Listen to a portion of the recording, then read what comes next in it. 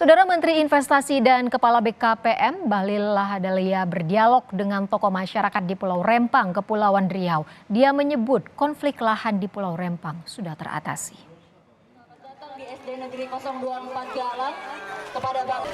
Menteri Investasi Kepala BKPM Bahlil Lahadalia mengunjungi dua tempat sekolah dalam kunjungannya ke Pulau Rempang, Kecamatan Galang, Kota Batam, Senin siang. Kepada para murid sekolah, Menteri Bahlil berjanji tidak akan melakukan penggusuran sekolah dan meminta untuk anak-anak tetap fokus bersekolah.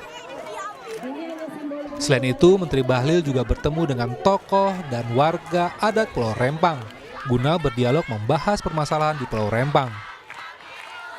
Setelah dilakukan dialog, Bahlil berjanji akan menjaga hak warga Pulau Rempang.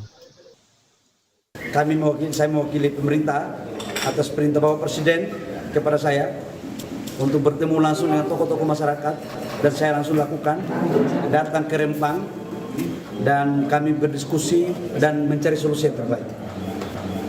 Di mana solusinya alhamdulillah adalah sudah kita dapatkan, di mana hak-hak rakyat tetap kita jaga.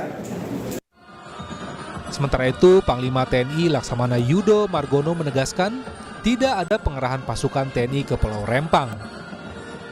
Yudo bahkan mewanti-wanti agar prajurit TNI jangan sampai terlibat dalam pengamanan.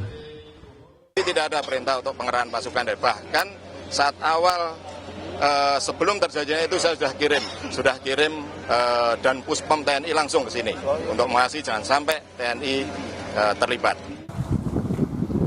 Sebagaimana diketahui, Pulau Rempang akan disulap menjadi Rempang Eco City. Terkait dengan penyiapan lahan proyek ini, warga tidak direlokasi, namun akan dilakukan penggeseran dan lokasinya tetap berada di Pulau Rempang.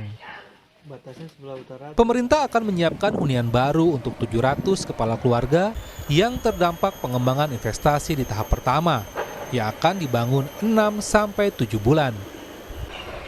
Hingga menunggu pembangunan, warga akan diberikan fasilitas berupa uang dan tempat tinggal sementara. Tim Liputan, Kompas TV Batam, Kepulauan Riau.